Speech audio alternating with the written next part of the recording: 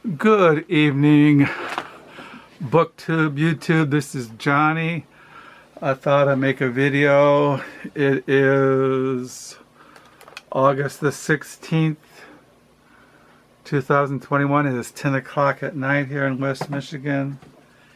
It is a Monday night, so this could be a Monday night reads, but it's not. What this is it was the last day of the Friends of the Library used book sale, and what they have on the last day is a $5 bag sale. So you get a $5, you get a regular paper grocery bag, and you can fill it up with as many books as you can get into a bag, and you pay $5. Now I have other books that I have gotten at the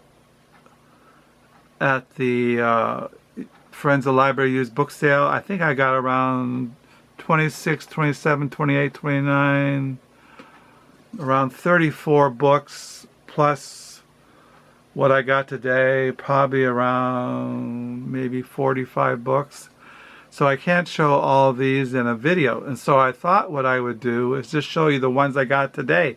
Today is a Monday, and I usually volunteer on Mondays at the Book Nook, the library used bookstore here in Holland. And before I opened the store, I went into the auditorium and I filled my bag up. And then after my shift at 1 o'clock, I went in and got a couple of books that I was looking for. One of the books I was looking for, I had saw, and I couldn't find it. I had to go open the store at 10 o'clock. But one of the books I had come across was this book. I put it in my bag for $5, and it's called The Business of Books by Andre Schiffrin. And it says here, The Business of Books, How International Conglomerates took over publishing and changed the way we read. Conglomerates. Is that spelled right? Conglomerates? Anyway, that's the title of the book. And it looked really interesting. It says, post-war American publishing has been ruthlessly transformed since Andre Schiffrin joined its ranks in 1956. Gone is a plethora of small but prestigious houses that often put ideas before profit in their publishing decisions, sometimes even deliberately. Now, five behemoths, colossal, share 80% of the market, and profit margin is all. Andre Schiffrin can write about these changes with authority because he witnessed them from inside a conglomerate as head of Python, co-founded by his father and bought and sold by Random House. And he can write about them with candor because he is no longer on the inside, having quit corporate publishing and discussed and set up flourishing independent house, the New Press. So it goes on here. So I could talk about these books all day, but I got a lot of books, and I just want to show you the kind of books that I grabbed for $5. This is Boston's Immigrants. It's a Boston immigrants from 1790 to 1880, and I'm interested in American history and how the Irish, when they migrated to America, how that changed Boston and America. And then I picked up this historical fiction, Seven Men of Gascony. It's this is by R.F. Delderfield. He wrote just massive amount of books, and I've seen them over the years, but never really picked any of them up. So I picked this one up because it deals with the Napoleonic Wars, true stories behind the soldiers of the First Empire. They confront destiny at Waterloo. So I picked this up for my $5 bag. Then I picked this book up. I collect books on John Updike. This is John Updike and the Three Great Secret Things, Sex, Religion, and Art by George Hunt. Literary study. This is a book by Christopher Hitchens, The Trial of Henry Kissinger. With the detention of, I don't know, he was just, United States is home to an individual whose record of war crimes bears comparison with the worst dictators of recent history. Please stand, ex-Secretary of State and National Security Advisor Henry S. Kissinger. So I didn't dehaul my Christopher Hitchens collection, so I'll add this. All these books go to collections. I mean, this is a crime novel by Andrew Vachss. I have this already, so I'll put it in, take it back to the Book Nook Monday. This is selections from 119 years of the Atlantic magazine. It starts from 1857 and goes up to 1996. These are selections like essays and articles that were in the Atlantic magazine over that time period in American history.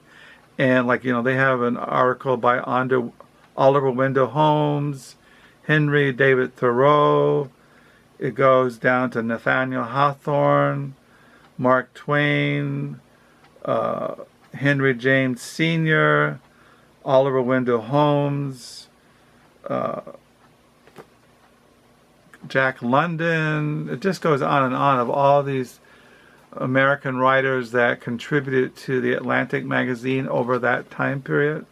And I like reading. It has poetry in there and little short stories, and I don't know, something that you can just pick up and just read. This is Short Stories by Relative Stranger by Charles Baxter. I have this already in my Charles Baxter collection stories, so I'll take this back to the Book Nook. Also, I picked up Susan Howatch, High Flyer, a novel. I already have this. I didn't, when I cataloged it in my library thing, I realized I had it already, but so I'll take this back to the Book Nook. This is The Crimson Letter, Harvard Homosexuality and the Shaping of American Culture by Douglas Shand-Tucci. I have another book of his right here on my table. He wrote this book, The Art of Scandal, The Life and Times of Isabel Stewart Gardner by Douglas Shand-Tucci. She was considered the inspiration for Henry James' novel, Portrait of a Lady. And then I picked up this book, The Art of Travel by Alain De Botton. I already had it in paperback, so now I have a hardback, and I'll take this one to the Book Nook Monday. And then I picked up James Crumley, The Last Good Kiss. I had this in hardback, but this was only, you know, it was free almost. I put it in the bag. I like the cover. I also had this copy Visions of Gerard by Jack Kerouac. I just got this because it's an older edition, and I have it in a newer Penguin edition, but I picked it up. And then I got 2 novels by Colette, which I didn't have in my Colette collection, which I was very pleased with. Cher and the Last of Cher, and her novel Vagabond. So I was really pleased to get these, to add it to my Colette collection. And then I picked up A Place of My Own in the bag, $5 bag sale. A Place of My Own, Education of an Amateur Builder by Michael Pollan. I had a paperback edition of this, so I can give this away. This is a hardback, perfect condition. It's a first edition, and I got it in my $5 bag. So those are the ones I got for $5. Michael Pollan, Place of My Own. Jack Kerouac, Visions of Gerard. James Crumley, The Last Good Kiss. It says here about The Last Good Kiss: tough, hard-boiled, brilliantly suspenseful. The Last Good Kiss is an unforgettable detective story starring C.W. Shulcrew, a Montana investigator who kills time by working at a topless bar. Hired to track down a derelict author, he ends up on the trail of a girl missing in Haight-Ashbury for a decade. The tense hunt becomes obsessive as Shulcrew takes a haunting journey through the underbelly of America's sleaziest nightmares. The Art of Travel by Alain De Botton. I had this in paperback. The Crimson Letter, Harvard, Homosexuality and the Shaping of American Culture.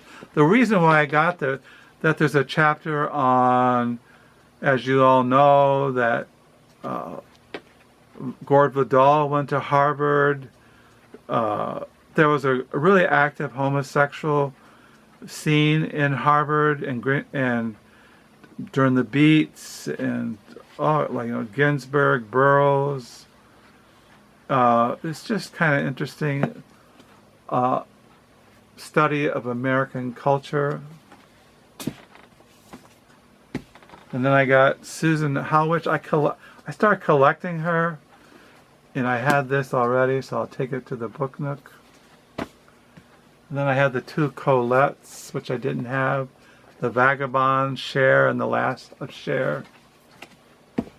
Short stories by Charles Baxter. A Relative Stranger, 119 Years of the Atlantic. Crime, Another Life by Andrew Vachss. And then I picked this thing up. This is by a French novelist. The Mystery Guest, an account by, I can't pronounce that name, but I picked this little thing up. It's I threw it in the $5 bag. Can't pronounce his name. It's French, translated out of French by Lorin, Stein. The Mystery Guest, an account. The Trial of Henry Kissinger by Christopher Hitchens. Literary Study on John Updike by George Hunt. John Updike, The Last Great Secret Things, Sex, Religion, and Art. Historical Fiction by R.F. Delderfield, The Seven Men of Gascony, on the historical fiction during the Neapolitan Wars. History of Boston's Immigrants, the Irish. Study and Acculturation by Oscar Hayden, Boston's Immigrants, 1790 to 1880. So about the Irish immigrants. And then this book on how big corporations, conglomerates, have taken over the publishing. But thank the Lord for small publishing. So that's my $5 bags. The other books I got are all over there, and I'll show those in a future video. What I've been reading mainly is the Carthusian Spirituality, and I've been reading, that's about it. The Reformation Commentary on John, chapter 18. Yeah, I haven't been reading that much last couple of days as far as... I've been reading little essays and short stories, little things, but nothing major. So I hope you're having a good reading week. I thank you for the comments, the happy birthdays. Yeah. So yeah, I will sign off. And until next time, I'm doing okay. I had a good day today. It's kind of strange. You have bad days, you have good days, you have middle days. You just never know what your day is going to be like. You just take your medications, you pray, you read the Bible, you see God's grace and strength, and He's faithful.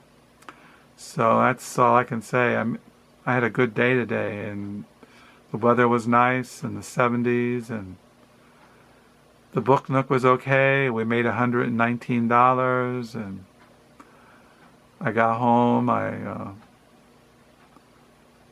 don't know what I did when I got home. We've been babysitting Ollie, our son's dog. I think I took him for a walk and just kind of going through the day. So I might make another video sometime this week and show you some more books from the Friends of the Library Used Book Sale. And until next time. And once again, thank you for the birthdays. Thank you for the comments. If I don't respond to your comments, forgive me. I try to respond to all of them. And yeah, so hope you're all doing well. I know COVID's on the rise again. So be cautious. So goodbye. Peace.